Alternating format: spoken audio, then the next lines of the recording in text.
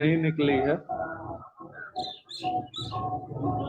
नमस्कार आप सभी को, जो लोग भी देख रहे हैं और जो भी हम लोगों से जुड़ने वाले हैं। लखनऊ में अभी तक धूप नहीं निकली है। लोग भी देख रहे हैं और जो भी हम लोगों से जुड़ने वाले हैं। काफी ज्यादा कुहासा है। आप लोगों के यहाँ क्या हाल चाल है, ये बताएंगे अपने कमेंट्स में, अपनी बातों में। ठंड यहाँ लखनऊ में तो पारा सुबह से बहुत अधिक गिरा हुआ है। और आज हम लोग जो चर्चा करने वाले हैं वो एक बार फिर मिथिला पर केंद्रित रहेगी।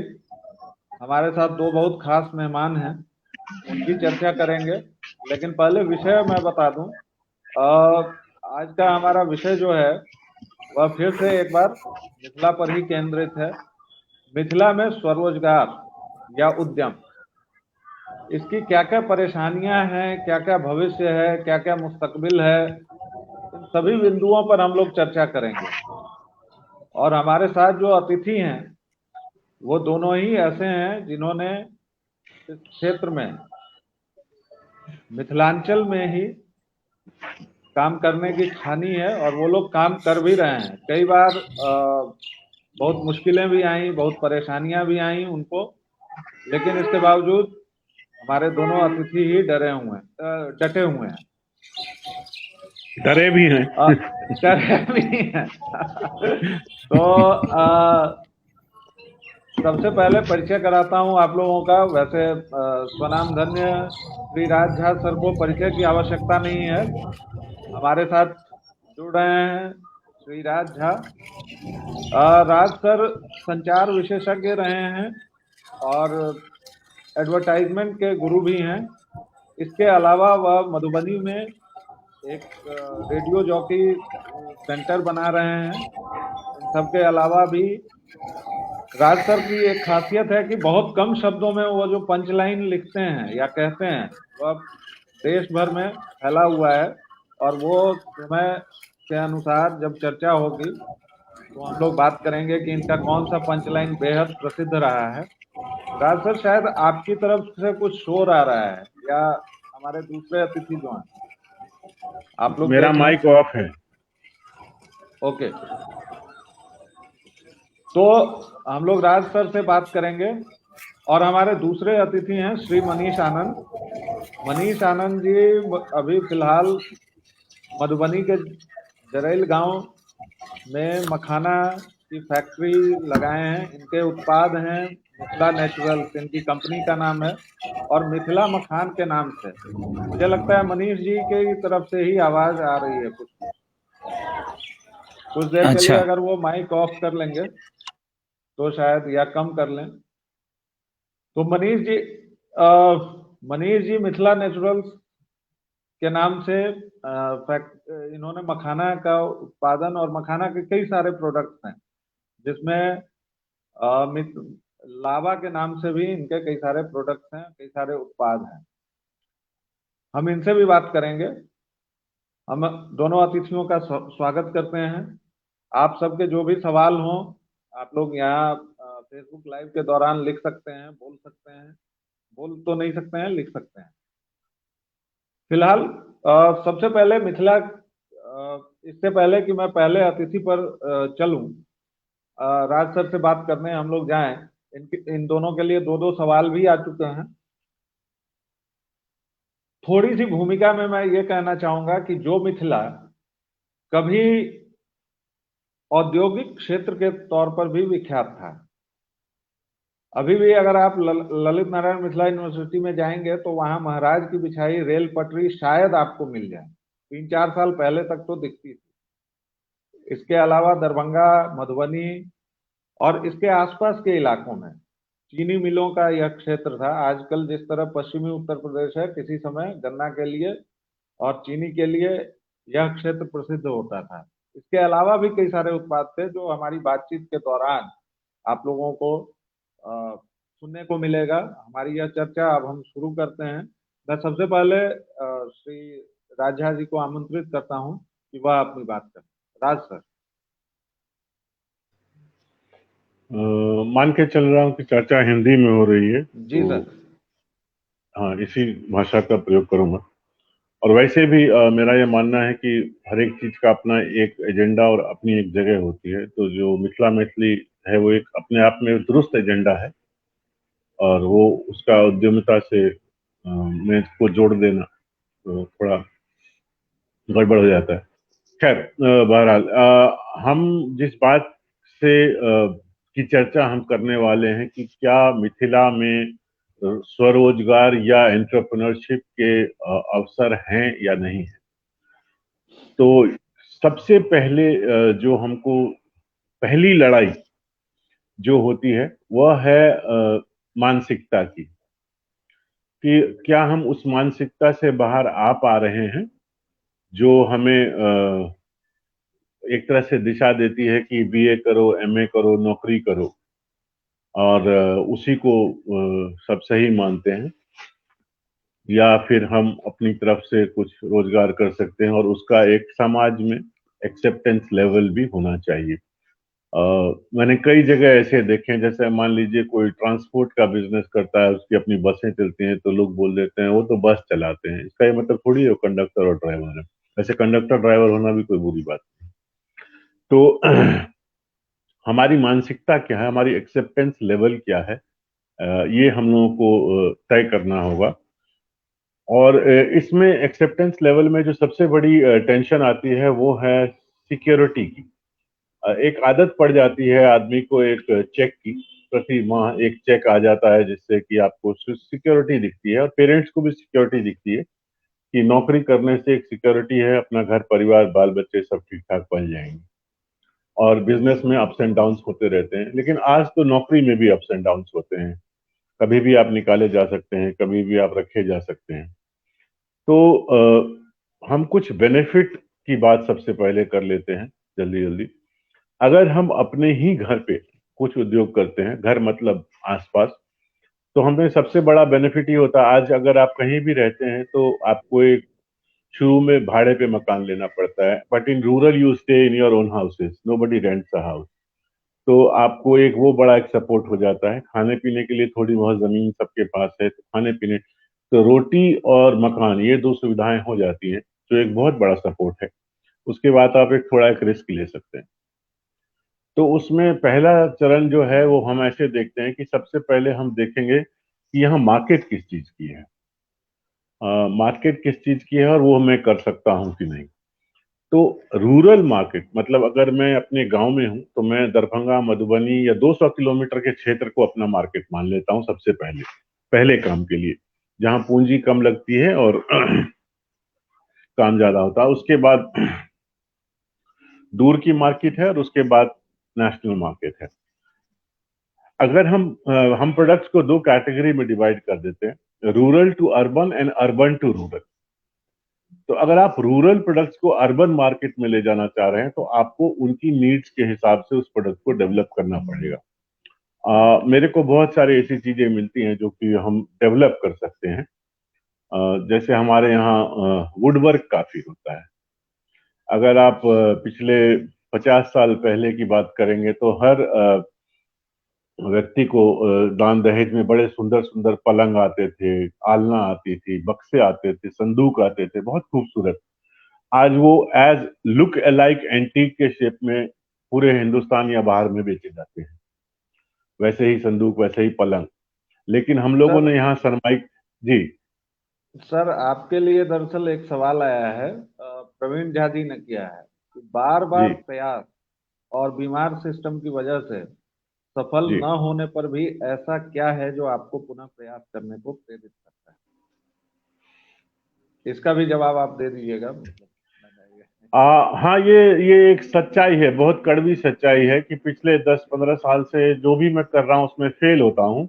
लेकिन अगर आप उसको फेलियर की तरह देखेंगे तब, मैं उसको एज लर्निंग की तरफ देख लेता हूँ। जैसे मैंने यहाँ पे रह के सिंगी, कबई, इस तरह की मछलियों का पालन शुरू किया और मुझे पता चला कि यहाँ मार्केट नहीं है, तो मुझे सिलीगुड़ी ले जाके बेचना पड़ा।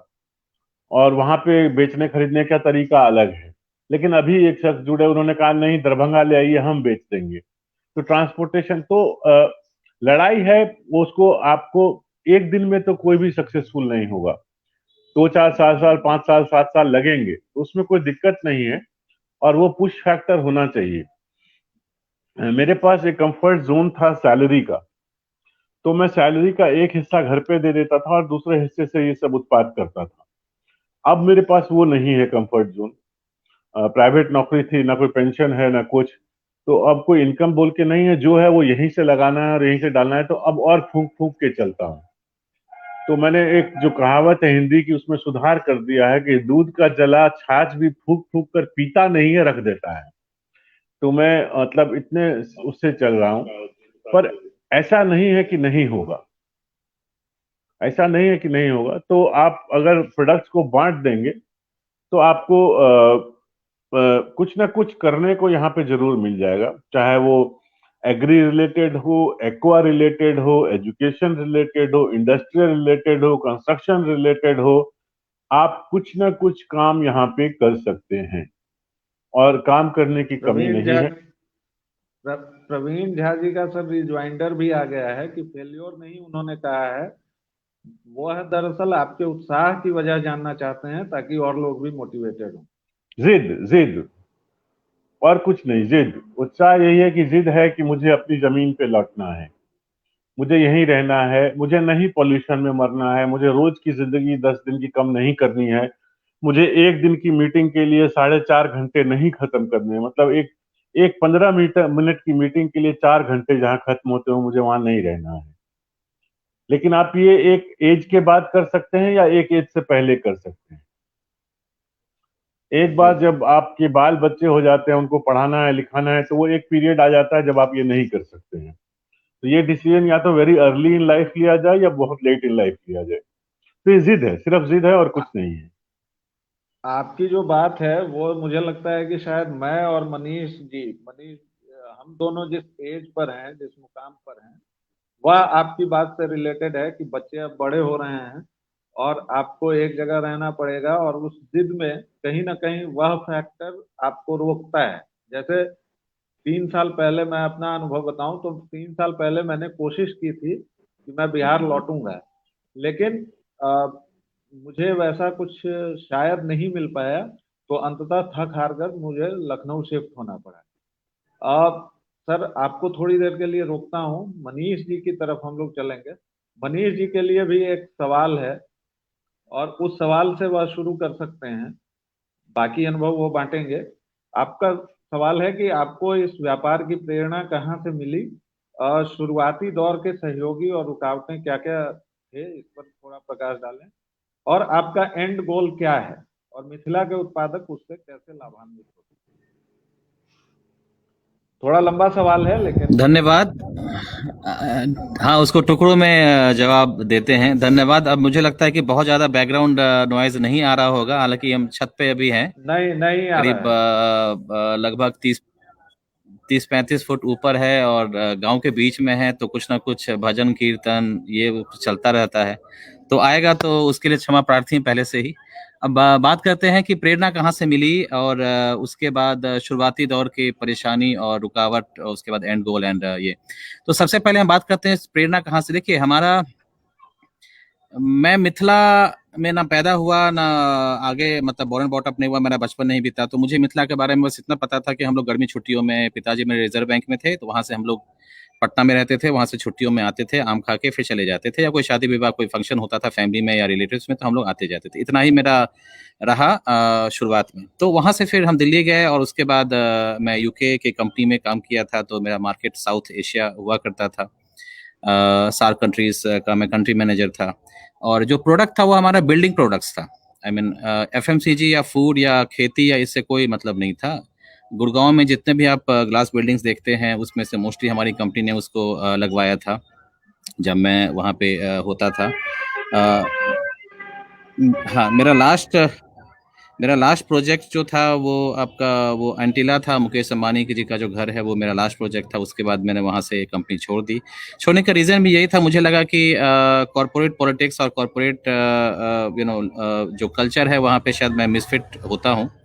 तो और मैं अपने लाइफ के ऑलमोस्ट काफ़ी ऊंचाइयों पे पहुंच चुका था, तो मुझे लगा कि ये चीज़ अगर आज मतलब 45 या 50s के एज में अगर सिचुएशन आएगा तो शायद मैं कहीं का नहीं रहूँगा। तो आई टुक अ डिसीजन कि नहीं, मुझे उसमें छोड़ के मुझे कुछ और करना है। तो फिर मैं उसके बाद गांव आया। गांव आने के बाद मैंने देखा कि क्या किया जा सकता है यहाँ पे। फिर घर बनाया, मंदिर बनाया। तो मुझे लगा कि इससे रिलेटेड अगर गांव आना जाना रहेगा तो ही इसका बचाव हो पाएगा। तो फिर मैंने ढूंढना शुरू किया कि मैं यहाँ क्या कर सकता हूँ। ये साल था 2015 का।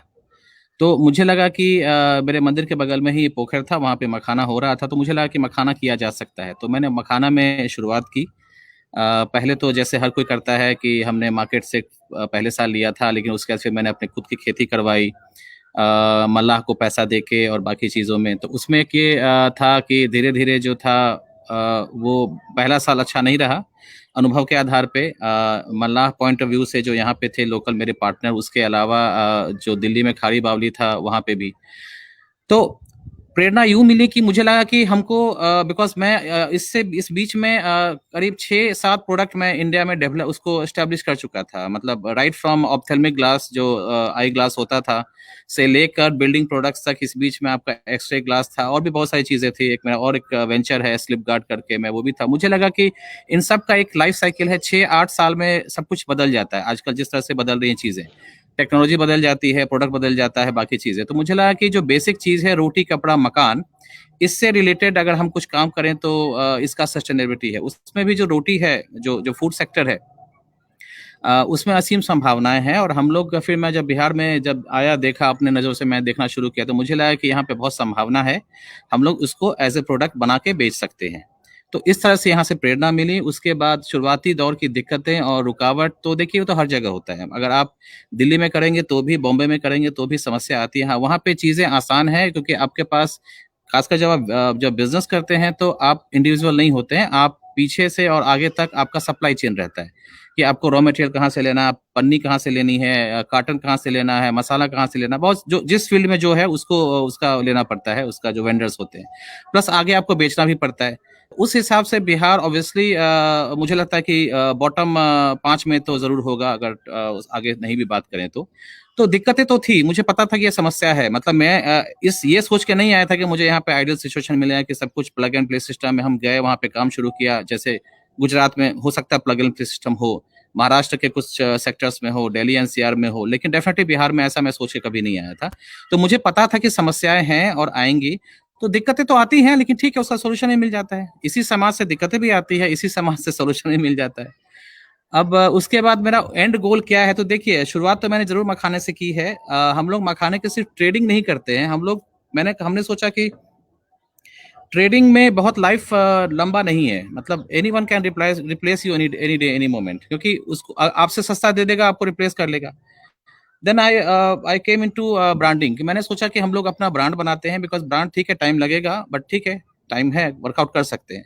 तो इस तरह से हम लोग अभी मखाने से शुरू किया है। लेकिन हम लोग मखाने पे ही नहीं है, मखाने के बहुत सारे वेरिएंट्स हमने बनाए हैं।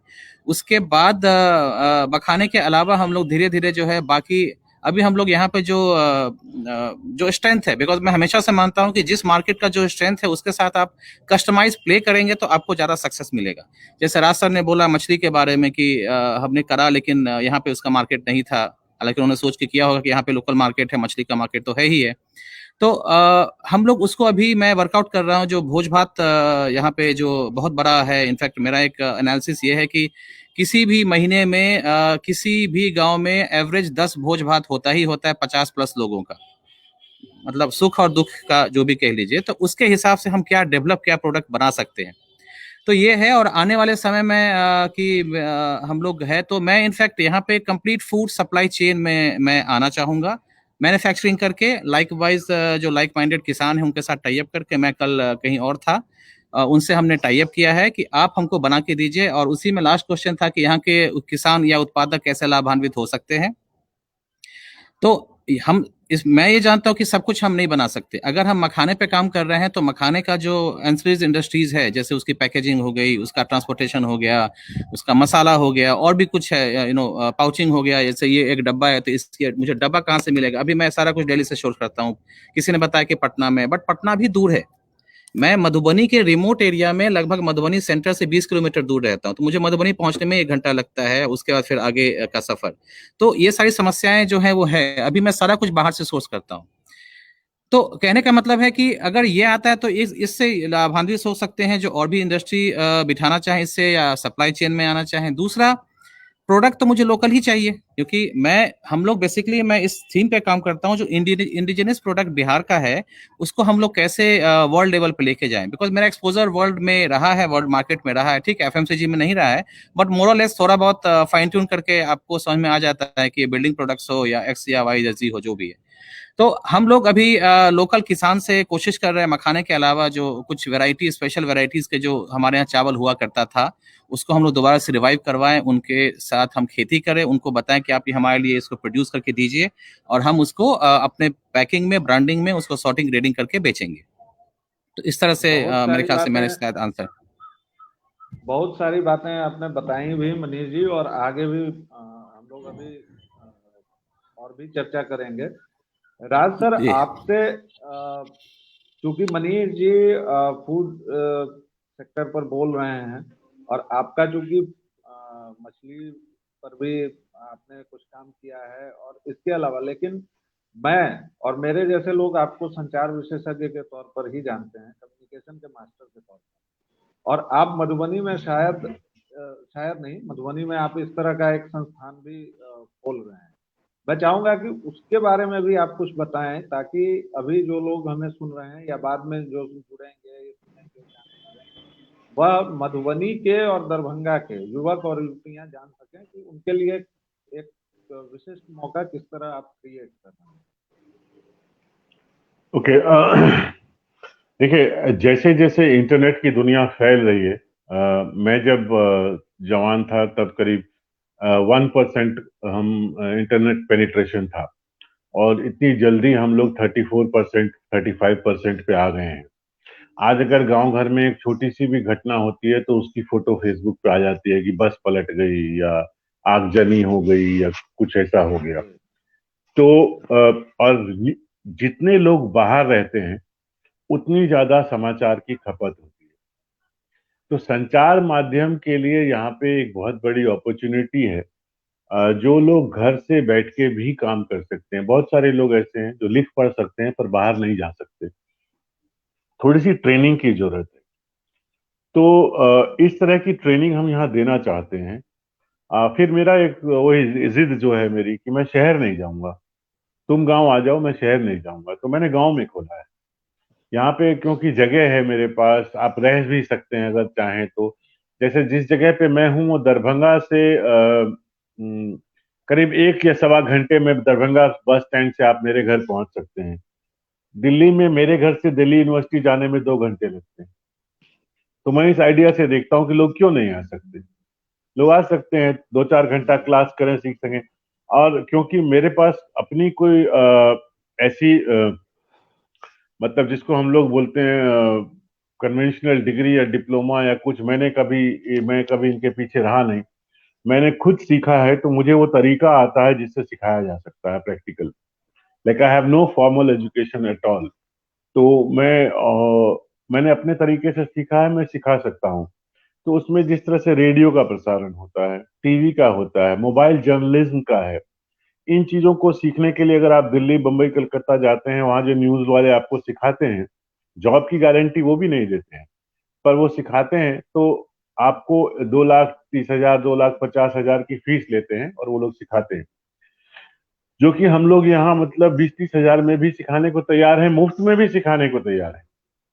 अगर हम हर गांव से 2 या 3 पत्रकार ऐसे, जिसको सिटीजन जर्नलिस्ट बोलते हैं, जो अवेयरनेस क्रिएट कर सकता है, सही रिपोर्टिंग कर सकता है, या एक नेटवर्क बना सकता है। देखिए, हमें रोज आदमियों की जरूरत होती है। आप ये मान के चलिए कि हिंदुस्तान लीवर को अगर लेते हैं, यूनिलीवर अब हो गया है, तो उसकी 70% जो प्रोड्यूस है वो रूरल इंडिया की है। हमें यहाँ पे अपने प्रचार करने होते हैं, हमें यहाँ पे अपने प्रोडक्ट के बारे में जानकारी लेनी होती है, यहाँ पे रिसर्च करना होता है। हमें रोज हर गांव में एक आदमी ऐसा चाहिए जो ये कोई ना कोई काम कर सके, या 1-2 आदमी। स्पेशली आप देखिए कि हमारे बहुत सारे प्रोडक्ट वुमेन सेंट्रिक होते हैं, वो चाहे कुकिंग को लेके हों, ब्यूटी को लेके हों, फैशन को लेके हों, और वहां पे क्योंकि सोसाइटी ऐसी है, जेंट्स का जाना थोड़ा मुश्किल हो जाता है। क्या हम एक लड़कियों की फर्ज तैयार कर सकते हैं? दो चार बहनें हमारी कर रही हैं, मधुबनी में बिट्टू जी हैं, खास करके उनका नाम मैं लेना चाहूंगा। उन्होंने एक फर्ज तैयार की है जो लड़कियों को सिखा रही है। तो संचार के लिए यहाँ पे बहुत बड़ा स्कोप, पढ़ने लिखने का काम है जिसको यहाँ सामाजिक मान्यता दी है।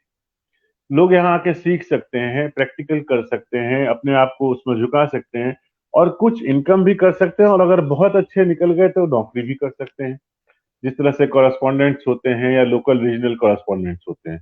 तो मैं चाहता हूं कि इस तरह के, और उसमें मेरा, क्योंकि यहाँ के लोगों को डिग्री से बहुत प्यार होता है, डिप्लोमा से बहुत प्यार होता है, उसका अंत भले ही कुछ ना निकले, पर प्यार बहुत होता है। तो मैंने उसका भी साधन ढूंढा है कि आप नालंदा ओपन यूनिवर्सिटी से अपना एनरोलमेंट करा लीजिए, कोर्स मैं पढ़ा दूंगा, आप परीक्षा दे दीजिए। क्योंकि अगर एक यूनिवर्सिटी का डिग्री डिप्लोमा होगा, दैट उसका एक अलग वैल्यू होगा देन राजकुमार झा और his NGO giving you a degree diploma.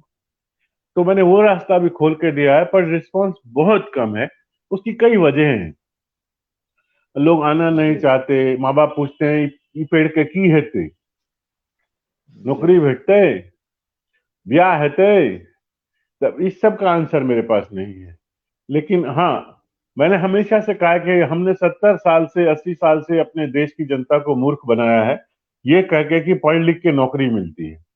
पढ़ लिख के सिर्फ जीवन अच्छा होता है, नौकरी नहीं मिलती है। You become a better person, you become a knowledgeable person. पढ़ाई लिखाई का नौकरी से डायरेक्ट लिंकेज नहीं है। सब इंजीनियर मैनेजमेंट पढ़ के क्रेडिट कार्ड साबुन तेल बेच रहा है, तो इंजीनियरिंग क्यों पढ़ा था? लेकिन यहाँ अब भी लोग चाहते हैं कि मेरा बच्चा इंजीनियरिंग ही पढ़ जाए, उसको ये पता नहीं है कि पढ़ने के बाद होने वाला क्या है। तो संचार का एक बहुत बड़ा फील्ड है, और ये दिन पर दिन इसकी खपत बढ़ती जाएगी। आप देखिए ना, मतलब मैं कई बार हैरान हो जाता हूँ, तालुका लेवल पे वेब पोर्टल्स हैं, मतलब तालुका लेवल पे वेब पोर्टल्स, ऐसे ऐसे गांव हैं जिनके नाम पे फेसबुक पेजेस हैं, जहां जाना दूरभर है, उनके फेसबुक पेजेस हैं। बस फर्क इतना है, उसको ये समझाना है कि what is news and what is not news. अगर सड़क पे दो सांड खड़ा हो गया, ट्रैफिक रुक गया, वो समझता है ये भी न्यूज ही है। तो उसको भी अगर कवर करना है तो कैसे करना है? अब देखिए आप, क्योंकि हमारी मीडिया भी ऐसी ही है, अगर आदमी माइक लेके सामने में खड़ा होकर कैमरे में बकर बकर बकर बकर बोलता रहता है, तो that is not video journalism, वो तो रेडियो के लिए है। मैं स्पॉट पे खड़ा होकर कुछ बोल रहा हूं तो रेडियो के लिए, अगर उसमें दिखाने के लिए कुछ नहीं, मेरा ही चेहरा देखना है, तो फिर चेहरा देखना है, तो फिर उसमें वीडियो कहाँ है? कुछ भी नहीं है।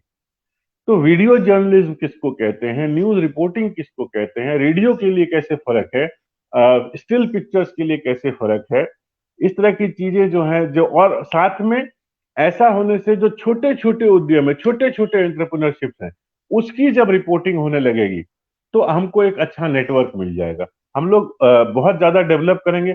और मीडिया में जब ऐसी चीजें आने लगती हैं, जैसे अगर मैं कहूं कि फला गांव की लड़की आज एक आरजे है, तो एक दूसरे गांव की लड़की भी खड़ी हो जाती है कि अरे मुझे भी बनना है।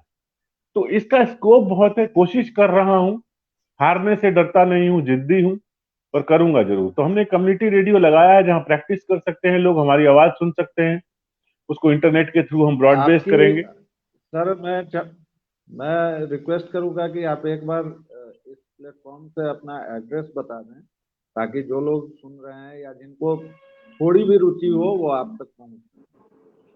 ये रेडियो मधुबनी मधुबनी, में कहाँ है? रेडियो मधुबनी के नाम से ये सामुदायिक रेडियो है, जो कि फुलपरास में है। फुलपरास झंझारपुर के आगे पड़ता है, दरभंगा से 60 किलोमीटर, मधुबनी से भी करीब करीब 55 किलोमीटर होगा, सुपौल से भी इतना ही होगा। इस सब एरिया से लोग आके सीख सकते हैं, और अगर ग्रुप में ज्यादा हो जाएंगे तो मैं जाके सिखाने को तैयार हूँ, चाहे मुझे दरभंगा मधुबनी भी आना पड़े कुछ बैचों के लिए।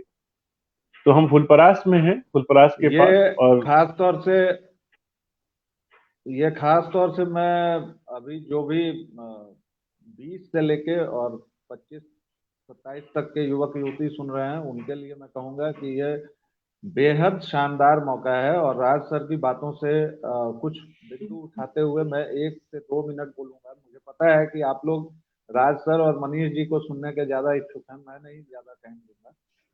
जैसे राज सर ने बात की डिग्री की और डिप्लोमा की, तो मैं कथित तौर पर जो भारत का सर्वश्रेष्ठ संस्थान है मीडिया का, कम से कम प्रिंट के मामले में आईआईएमसी वहाँ का प्रोडक्ट। मैंने आईआईएमसी से पढ़ाई की है और यकीन मानिए कि बड़ी मुश्किल से मैं अपना एग्जाम दे पाया था, क्योंकि मैं अटेंडेंस में शॉर्ट था। क्योंकि मैं जब जाता था वहाँ पढ़ने तो मुझे लगता था कि मैं बिल्कुल समय की बर्बादी कर रहा हूँ, तो मैं उसके बदले धूप में लेटता था। बाहर अच्छा मैदान था, खूब बढ़िया घास वास थी, तो मैं खूब लेटता बैठता था।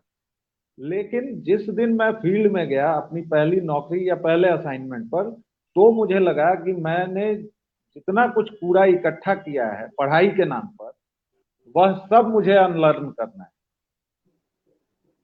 तो आईआईएमसी की ये हालत है। हमेशा मैंने भी कुछ क्लासेस ली हैं, तो मैं हमेशा राज सर की बात से बिल्कुल इत्तेफाक रखता हूँ कि जो प्रैक्टिकल है और जो थियरी है, सिद्धांत और व्यवहार में हमारी पढ़ाई लिखाई का जो सिस्टम है, जो व्यवस्था है, वह इतनी दूरी पैदा कर देता है, इतनी फाक पैदा कर देता है कि अंततः आपको यही बोलना पड़ेगा कि यह सारा कुछ बेकार है और हमारी ट्रेनिंग सही से नहीं हुई है। और यह बात आपसे मैं कह रहा हूं जो कथित तौर पर भारत के दो सर्वश्रेष्ठ संस्थानों जेएनयू और आईआईएमसी का निकला हुआ है। ये बात मैं कह रहा हूँ और मेरा यही मानना है, क्योंकि मैंने जेएनयू में भी 1 महीने में पीएचडी कंप्लीट होते देखी है। और अब तो खैर कुछ सॉफ्टवेयर आ गए हैं जो चोरी को पकड़ लेते हैं, वरना हमारे जमाने में तो दनादन दनादन छपाई होती थी इस किताब से कॉपी पर, और कॉपी फिर बाइंड होके और पीएचडी के तौर पर होती थी। बहरहाल मैं एक छोटी सी कुछ बात बातें और कर लूं, उसके जी बाद मैं मनीष जी को सुनना चाहूंगा, because we have lot to learn from him also. उससे जी भी ज्यादा, नॉट फ्रॉम ओनली दैट, अगर आप मैं मैस कॉम में भी मैं पढ़ाता रहा हूँ इंडियन आईएमसी में विज्ञापन कोर्स जी को। सर।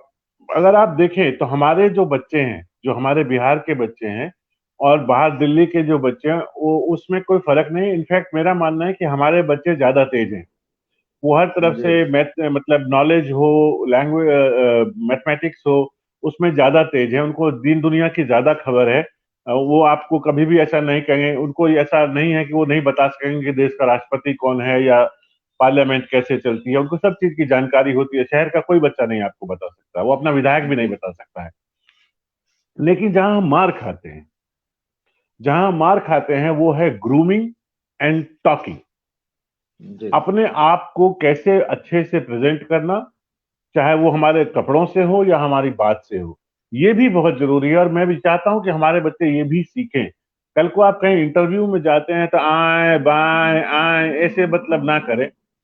सवाल का जवाब दें, जवाब का सवाल लें, कम में बात करें, अच्छी भाषा में बात करें। वो भी हमें सीखना और सिखाना है, ताकि we could shine over others. हमारे बच्चे बहुत अच्छे हैं किसी भी मामले में, तो मैं वो भी सिखाना चाहूंगा, चाहे वो बेसिक इंग्लिश स्पीकिंग कोर्स हो। और ये सब आसान है, कोई ऐसा दिक्कत का काम नहीं है। तो अगर ऐसे कुछ बच्चे जो बेसिक ग्रूमिंग के लिए आना चाहते हैं, तो मैं और मेरी वाइफ यहाँ पे रहते हैं, हम लोग सिखाना चाहेंगे, करना चाहेंगे, और अगर लोग इच्छुक होंगे तो। मनीष जी के पास चल रहे हैं हम लोग, और एक सवाल उत्तम झा जी का है कि सर दरभंगा में जो उपजाऊ जमीन है उस पर ऑर्गेनिक फार्मिंग हो सकती है क्या? आप क्वेश्चन में इससे थोड़ा सा ट्रबल है सर, थोड़ा सा क्वेश्चन में ट्रबल है। जी फार्मिंग हो सकती है, बिक सकती है कि नहीं, पहले ये देखना है।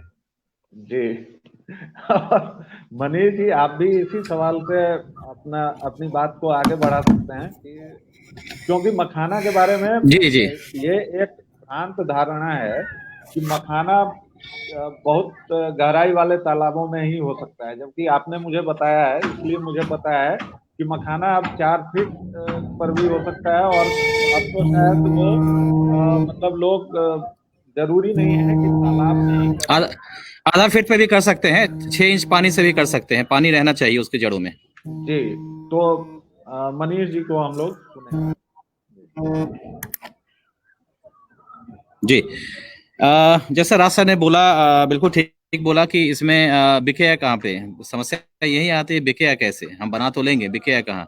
मैं भी कल कहीं बैठा हुआ था और हम यही बात कर रहे थे कि उसको बेचे कैसे। इनफैक्ट मैं जो अपनी ब्रांडिंग में आया तो मैं भी वही दूध का जला वाली बात है। और जैसे राज सर ने कहा कि एजुकेशन इम्पोर्टेंट नहीं है। एजुकेशन जैसे हमने 10th में क्या पढ़ाई की, मैंने बीएससी में क्या किया, बीकॉम में क्या किया, एमबीए में क्या किया, पीएचडी में क्या कर रहा हूँ, वो मैटर नहीं करता है। मैटर करता है कि आप क्या सीखते हैं, क्या जानते हैं। आपका इवन हमारे जो पूर्वज थे, या इवन आप रिलायंस का भी ले लीजिए, उनके जो धीरू भाई हमारे थे, पढ़े लिखे नहीं थे, लेकिन उन्होंने बनाया, अपना साम्राज्य बनाया, उसके बेसिस पे ही सारा कुछ बिल्डअप हो रहा है। आपके कनेक्ट्स कॉन्टैक्ट्स होने चाहिए कि आप उसको बेच कैसे लेते हैं। बेचना सबसे इंपॉर्टेंट है, जो हम लोग यहाँ नहीं करते हैं। तो उसी हिसाब से जैसे उन्होंने बोला कि फार्मिंग हो सकती है, फार्मिंग तो बिल्कुल हो सकती है। जहां मेरा एनालिसिस ये कहता है कि बिहार की जो जमीन है, खासकर हमारे ये जो गंगा और हिमालय के बीच का जो बेल्ट है, बहुत उपजाऊ जमीन है, बहुत उपजाऊ जमीन है। लेकिन हम लोग नहीं करते हैं इस पे खेती। हम लोग कहते हैं ठीक है, बाकी चीज आ रहा है, बिकॉज ज्यादातर जमीन जो है वो ऊंची जातियों के पास है, और ऊंची जाति के लोग कभी भी उन्होंने खेती खुद से नहीं की, बहुत कम की। मतलब उनको हमेशा से कोई जॉन या इस तरह का जो सपोर्ट स्टाफ हमेशा से रहा है। जिस दिन सपोर्ट स्टाफ निकल गया, खेती बंद हो गई। तो अब जो भी खेती हो भी रही है, वो मनखब पे कहिए या रेंट पे कहिए, उस पे हो रही है, अदरवाइज पड़ती पड़ा हुआ है। जहाँ मेरी फैक्ट्री है, उसके सामने करीब 500 बीघे का प्लॉट है। हो सकता है 1000 लोगों का हो, 500 लोगों का हो, लेकिन उस पर कोई भी खेती नहीं हो रही है। अब दूसरा समस्या यह आ गया है कि जो रोड बन गया स्टेट हाईवे, तो जो मिट्टीकरण हो गया, रोड ऊंचा हो गया, तो वैसे ही वो चौड़ बन गया। जो कभी सुनते हैं कि 60-70 मून देता था कट्ठे का, अब वो बिल्कुल चौड़ हो गया है। तो ऑर्गेनिक तो जमीन वैसे ही है, क्योंकि वहां पे 3 साल 5 साल 10 साल से कोई खाद नहीं पड़ा है, कोई यूरिया पोटास है, कोई इस तरह के हानिकारक चीजें नहीं, केमिकल पड़ी है। तो कर सकते हैं। बेचना कैसे है, ये इसमें जो है वो इम्पोर्टेंट है। तो उसी के लिए मैं कल बैठा हुआ था एक सज्जन के पास, किसान के पास। वो भी सब कुछ उपजाते हैं, लेकिन वो कहते हैं कि हम इसको बेचे कैसे। तो उन्होंने एक तरीका ये निकाला, जो सेंटेड राइस होता है।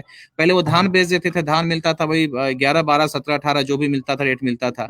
अब वो उसका क्या करते हैं कि उसका चावल बनवा लेते हैं, चूंकि वो सेंटेड राइस का करते हैं या इस तरह का जो स्पेशल राइस है, तो उनका 40-45 रुपए किलो बिक जाता है। तो हमको समस्या तो है, समाधान कैसे, हमको वो ढूंढना पड़ेगा कि हम उसको कैसे कर सकते हैं। तो एक धान की बात हुई, चूड़ा की बात हुई, पोहा बहुत बिकता है। आप देखिएगा, पोहा जितना चूड़ा हम लोग खाते हैं, उससे कहीं ज्यादा पोहा बिकता है। आप चले जाइए मध्य प्रदेश, गुजरात, इवन दिल्ली वगैरह में भी है। तो हम लोग पोहा इसको बना सकते हैं। धान की ही मैं बात करूं तो गेहूं का मैं बहुत बड़ा फैन नहीं हूं, बिकॉज गेहूं मुझे लगता है कि जो आजकल जो गेहूं की जो वैरायटीज की खेती हो रही है, वो उसमें ग्लूटेन बहुत ज्यादा है, और वो हेल्थ के लिए अच्छा नहीं है। और एक और चीज है, जो भी धान गेहूं हम उपजाते हैं, हम कभी भी छत्तीसगढ़ को, एमपी को, या इवन रोहतास, सीवान वगैरह को बीट नहीं कर सकते क्वालिटी में। बट हमारे साथ समस्या क्या है कि जो 3 महीने 4 महीने का जो बाढ़ का पीरियड होता है, धान के अलावा कुछ उपजा भी नहीं सकते।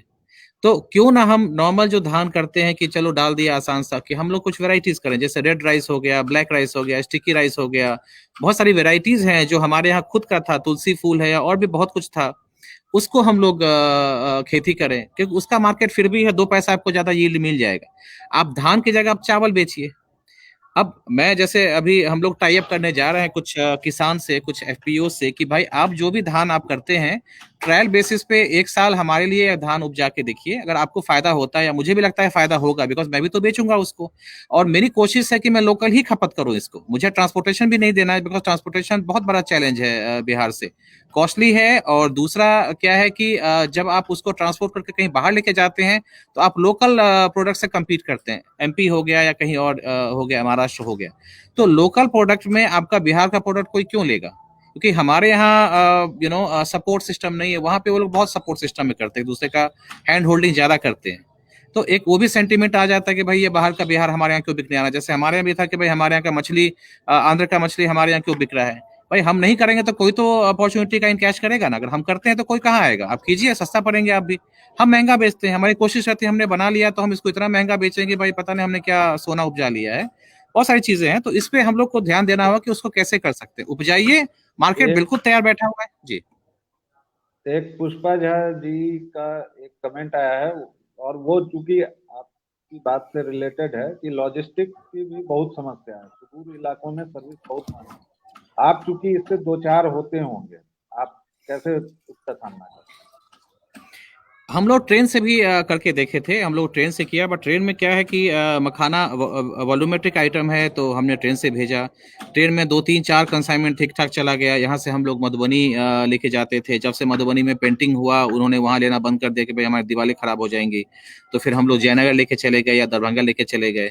तो चलो भाई ठीक है, वहां भी गए, वहां पे हमने 2-3-4 बार किया। ठीक है, एक्सपेंसिव तो आता ही है, बिकॉज यहाँ पे लेके जाइए तो यहाँ पे अलग से इनका घूस और पैसा लेने का जो सिस्टम तो है ही है कि भाई अब हर चीज का आप उसको चंदा देते जाइए।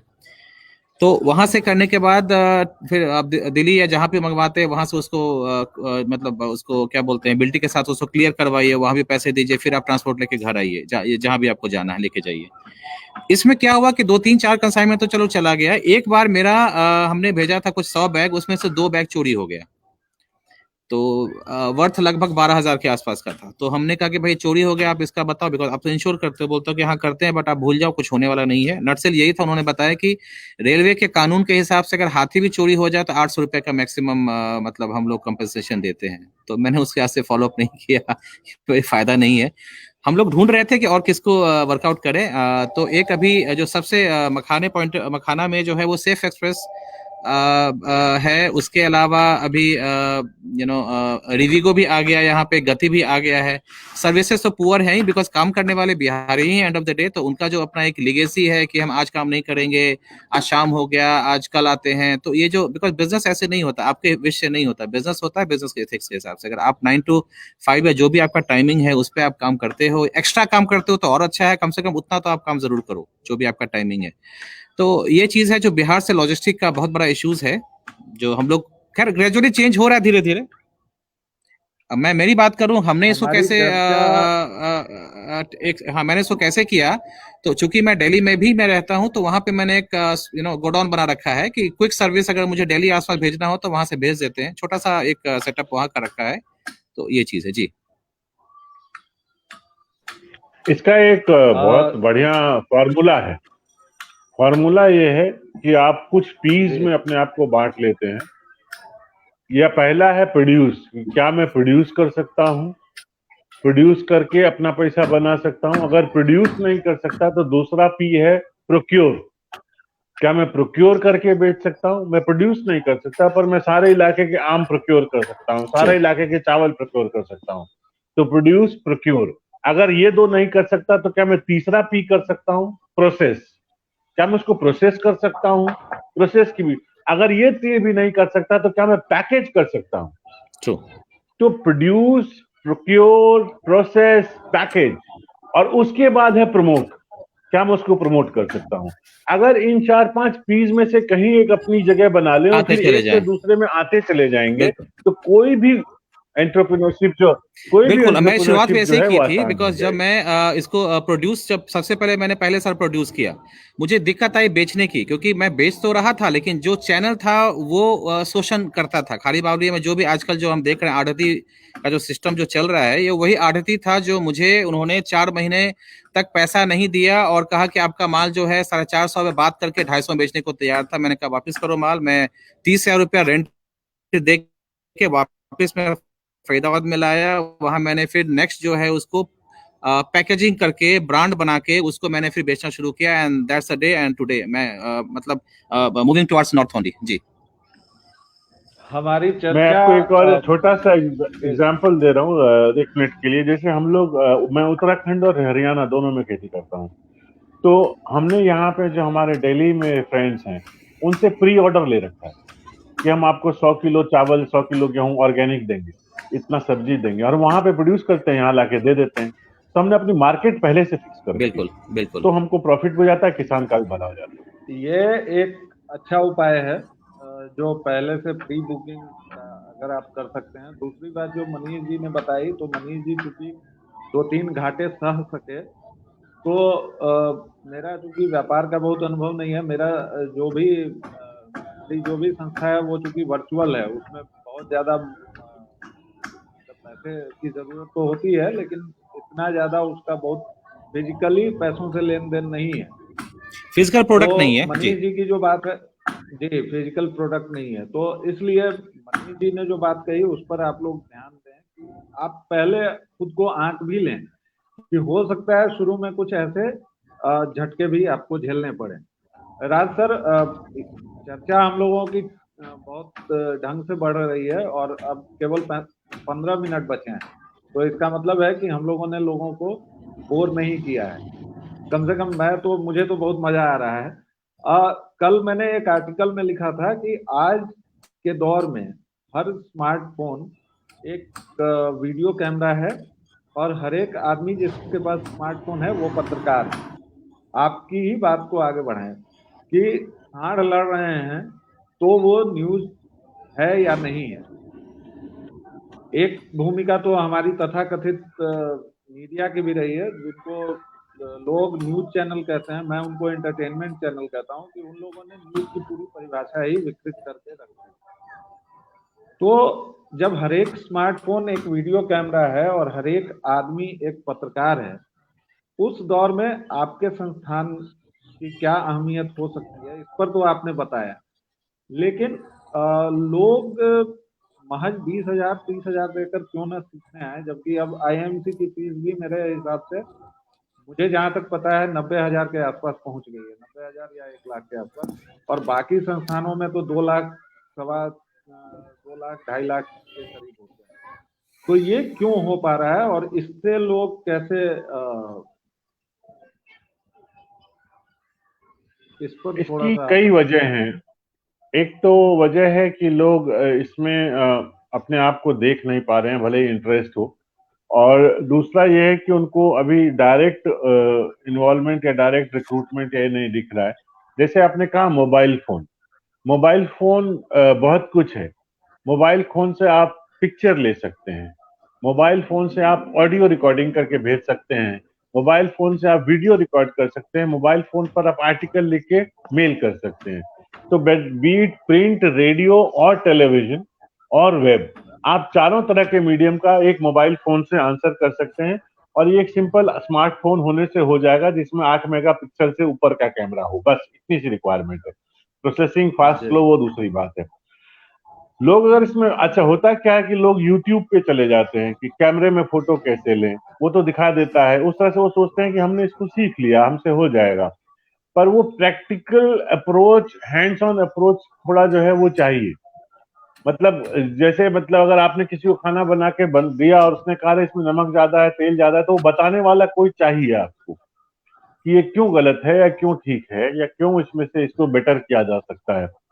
तो उस अप्रोच को लेके अगर काम करेंगे और इंटरेस्ट दिखाएंगे, होता क्या है, जैसे बहुत सारे हमारे अभी दरभंगा में पोर्टल हैं या मधुबनी में पोर्टल हैं, वो लोग अपने अपने चैनल चलाते रहते हैं और उनसे आते हैं। अगर मैं कभी उनको कह भी देता हूँ कि देखो इसमें ये गलती है, इसको सुधार लो, तो वो दे टेक इट अदरवाइज कि अरे हमको बता रहा है, हम चैनल चला रहे हैं तो कुछ कर ही नहीं रहा है अपने आप।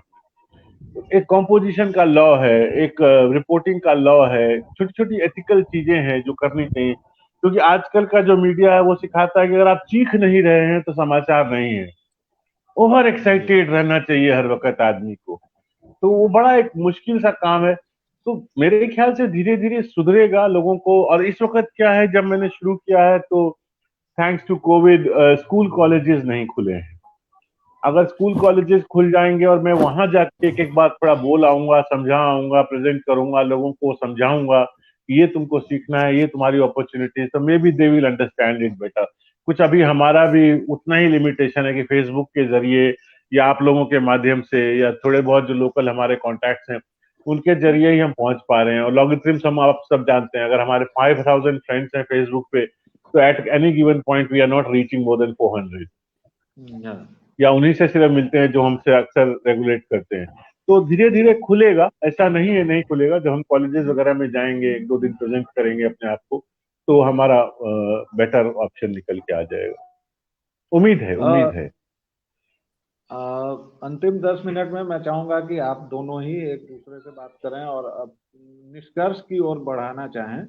2-4 सवाल जो लोगों के अमूमन होते हैं कि एक तो सरकारी योजनाएं बहुत चलती हैं, जैसे रमेश चंद्र झा जी ने कमेंट किया है कि सरकारी योजनाओं को समझने एवं उसका सदुपयोग कैसे हो, इस पर भी एक प्लेटफॉर्म हो तो बेहतर होगा।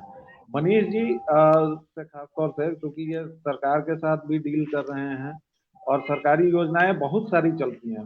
एक दिन मैं गिन रहा था तो बिहार में करीब एक सामान्य आदमी के लिए 35 या 37 सरकारी योजनाएं हैं, जिसमें At any given point of time, 1,262 village programs are running, sir. My goodness. और ये लोगों को न तो पता है न जानकारी है, तो ये कैसे किया जाए।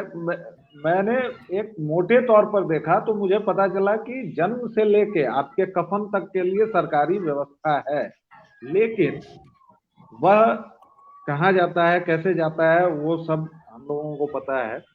उसका कम से कम सिर दर्द में कैसे अधिक से अधिक उपयोग उठाया जाए, इस पर मनीष जी और राज सर आप लोग बोलें।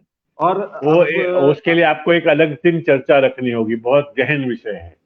तो वो हम लोग मनीष जी रखेंगे। मुझे मनीष जी मुझे आपसे एक सवाल पूछना है, बिकॉज आप मखाना करते हैं और मैं सबौर जाता हूँ, एग्रीकल्चर कॉलेज जाता हूँ पढ़ाने के लिए।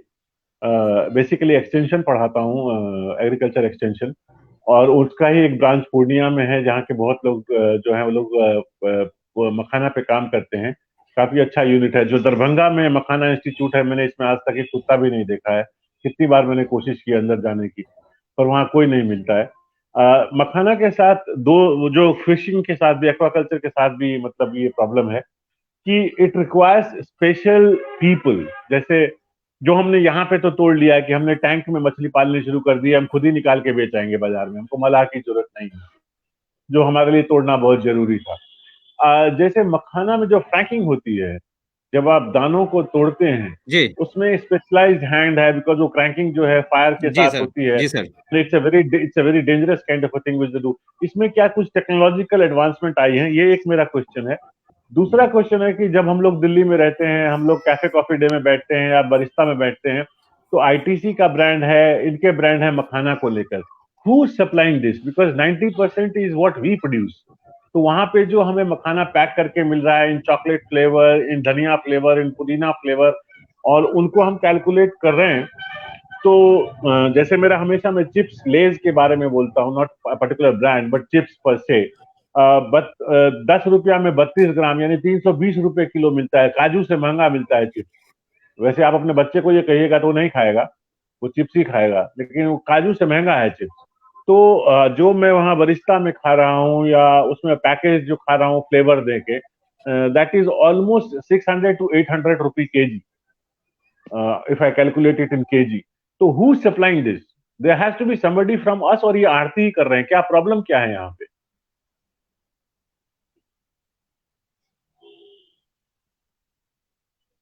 मनीष जी आप तक आवाज जा रही है? Manish ji? I think his line is got frozen. Is नहीं, मनीष रीबूटिंग। जी अभी फिर से जुड़ रहे हैं, और मुझे लगता है कि शायद बीच में उनका कोई फोन आ गया था। नहीं नहीं, अभी और आवाज आ जी रही जी है क्या? जी जी आ रही है। थोड़ी प्रॉब्लम है, लेकिन आप बोलें तो लगातार आने लगेगी। अभी अभी आ हाँ हाँ बिल्कुल आ रही है, बताएं।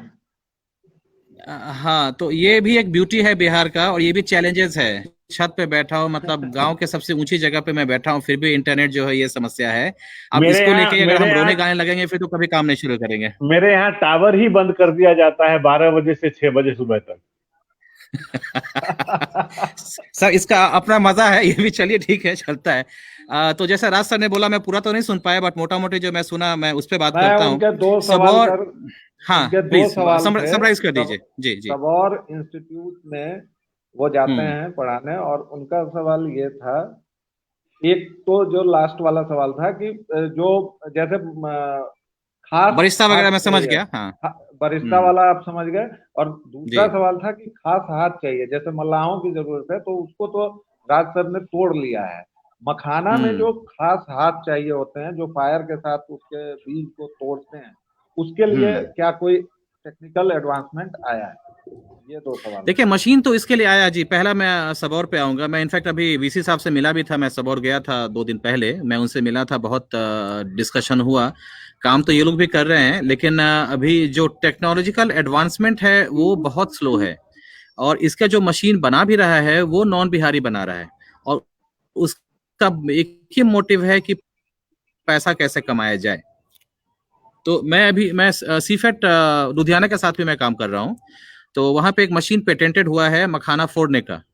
बट वो मशीन जो है किसी बिहारी ने आज तक नहीं लिया। वो 1.5 लाख में लाइसेंस मिलता है। अगर कोई डेवलप कर ले, बहुत सिंपल सा मशीन है, और मुझे लगता है कि उसको 4 लाख, 3 लाख, 5 लाख में के अंदर अंदर बेच सकता है। अभी कोई और लेके जा रहा है, और इनफैक्ट एस एन झा साहब है, उन्होंने बताया था कि अगर ये बिहार में कोई करे तो हमारे लिए बहुत एडवांटेज होगा। लेकिन अभी जो 2 लोगों ने मशीन ली, पहले तो अंबाला में किसी ने लिया था, फिर बाद में बद्दी में किसी ने लिया, और अभी कोई एमपी का कोई ले रहा है। ये तीनों जो है मखाना प्रोड्यूस नहीं करते हैं, तो इन्होंने सिर्फ लाइसेंस लिया है। वो मशीन जैसे चावल का मशीन बनाते हैं या कोई और फार्म इक्विपमेंट्स बनाते हैं, उन्होंने इसको ही बनाने की कोशिश की है। लेकिन वो अभी तक बहुत बेच नहीं पाया। हालांकि संजय सराव जी जिन्होंने भी मखाने का काम शुरू किया है, तो उनके यहाँ शायद एक मशीन लगा है 8 लाख या समथिंग में। मशीन का आउटपुट उतना अच्छा नहीं है, लेकिन ये जब लगातार प्रयास होगा तो ये सारा चीज जो है वो मतलब कहते हैं ना, वो ट्रांसफॉर्म होके एक बेहतर की तरफ जाएगा। तो मशीन के कई पार्ट है। मशीन बहुत मखाना का मशीन बनाना थोड़ा मुश्किल होता है, क्योंकि इसमें बहुत सारे स्टेजेस इन्वॉल्व होते हैं। मतलब उसको किस टेम्परेचर पे सुखाना है, किस पे उसको जब डिकोड तोड़ते हैं तो उसका उस समय मॉइस्चर लेवल जो मखाने का होना चाहिए 19 से 21 डिग्री तक होना चाहिए। 19 से 21% तक होना चाहिए। तो अब 19 से 21 में तो अब क्या होता है, ये ट्रेडिशनल जो तरीका है फोड़ने का, जो दरभंगा और मधुबनी के एक खास कम्युनिटी जो मलाह में भी खास है, वो लोग फोड़ते हैं। तो मुझे लगता है कि अभी ये रहेगा। तो लोग, जितना भी लोग अभी रो और गाते हैं कि नहीं मखा उसको धुआं लगता है, ये लगता है, वो सब बकवास है। मैं उसको बहुत नहीं मानता। ठीक है, धुआं तो है, अपनी जगह पे है, रहेगा ही। लेकिन मशीन आप जैसे ही ले आते हैं, मशीन का आउटपुट जो है वो उससे भी स्लो है अभी तक। ठीक है, एस एन झा सब बोलते हैं, बाकी चीज बोलते हैं कि आउटपुट ज्यादा है, 35-50 किलो है, लेकिन वैसा प्रैक्टिकली वैसा है नहीं, क्योंकि उसके लिए आपको बहुत कुछ आइडियल कंडीशन देना पड़ेगा। तो एक तो ये है कि मशीन पे काम हो रहा है। दूसरा, मशीन पे जो काम हो रहा है वो निकालने का, जो सबसे इंपॉर्टेंट है, जो पानी से निकाल, इस जैसे अभी मौसम है, अभी भी पानी में जो है बीज पड़ा हुआ है मखाने का, जो गुर्री इसको बोलते हैं, ब्लैक सीड होता है। तो ये, लेकिन अभी इतना ठंडा है कि कोई इसको डाइव मार के या कोई और चीज से निकाल नहीं सकता, जो ट्रेडिशनल प्रोसेस है। प्लस निकालता भी है तो उसमें 30% एवरेज है, वो नीचे ही रह जाता है। तो अगर वो मशीन डेवलप अभी हो रहा है, हालांकि इस पे भी काम काफी बाकी है। पुणे की कंपनी इस पे काम कर रही है। मशीन का जो प्रोटोटाइप तो बना दिया इन्होंने, इसको लाइट वेट कैसे बनाएं, और पोर्टेबल सिस्टम पे भी काम कर रहे हैं सबौर के साथ मिलके, पीपीपी मॉडल पे, वो पुणे की कंपनी। तो अगर ये आ जाता, उम्मीद करते हैं कि अगले फसल से पहले, जुलाई से पहले आ जाएगा। दूसरा सवाल ये था सर का कि चूंकि हमारे पास समय कम है, कि जो बरिस्ता या बाकी जगहों पर जो आईटीसी जैसी कंपनी दे रही है, उनको ये मखाना दे कौन रहा है, और उसके संदर्भ में हमें क्या जानकारी है? देखिए, मखाने का प्रोसेसिंग, जो जिसको फ्लेवरिंग करते हैं, जैसे मैंने ये एक प्रोडक्ट है, राइट, इस तरह का ही आपको दिखेगा प्रोडक्ट बिकता है इस वाले पैकेट में या पाउच में, 40 रुपए में, 50 रुपए में। तो बहुत सारी कंपनियां अभी आ गई हैं। इनफैक्ट 3 साल पहले तो सिचुएशन ये था कि सबको लगता था कि हमने बस मिस कर दी। तो बहुत सारे ब्रांड आपको दिख मार्केट में दिखते थे, बट अब जो है बहुत कम हुआ है। लेकिन अब जो है वो सीरियस प्लेयर्स रह गए हैं। तो अच्छा, इनमें से जो रोस्टिंग करने वाली बहुत कम कंपनियां हैं। मतलब ये समझिए कि आपने गेहूं तो उपजा लिया, आटा पीसने वाली जो मशीन है वो बहुत कम लोगों के पास है। सेम मखाना में जो फ्लेवरिंग और पाउचिंग करते हैं, बहुत कम कंपनियां करती हैं। तो बरिस्ता वगैरह कोई कुछ नहीं करता। ये लोग क्या करते हैं, तो आपको मखाना का पैकेट लॉकडाउन से पहले मिलता था। तो उसका जो मखाना, जो रॉ मखाना है, वो हमारी जैसी कंपनियों, मैंने भी सी है कंपनी, जो जिसको कहते हैं टेलर है, या जो आटा चक्की है, वो कोई और होता है। तो उसको करके ये उनको ब्रांड पे बना के देते हैं। तो ये बहुत कॉमन है, हर कोई कर रहा है। बिहारी भी काफी लोग कर रहे हैं अभी। लेकिन क्या होता है कि ज्यादातर लोग जो है फ्लाई बाय नाइट ऑपरेटर हैं। तो जब फ्लाई बाय नाइट ऑपरेटर है, जी, हेलो, ये अंतिम मिनट है। मनीष जी की आवाज थोड़ी बहुत क्रैक हो रही थी, लेकिन जो उनका कहना था दोनों चीजों के संदर्भ में, राजा के सर के सवाल दो थे कि एक तो मखाना के लिए कोई टेक्निकल एडवांसमेंट क्या हो रहा है, क्योंकि मखाना के बारे में मैं बता दूं कि वो पानी से निकालना, वो एक जटिल प्रक्रिया है, और फिर उसको तोड़ना, वो आग के साथ उसको तोड़ा जाता है। तो उस दिशा में मनीष जी ने बताया कि कुछ टेक्निकल एडवांसमेंट हुई है लेकिन कम है। और दूसरा जो सर का सवाल था कि बरिस्ता वगैरह में जो लोग हैं वो वहाँ कौन से लोग मखाना को की सप्लाई कर रहे हैं।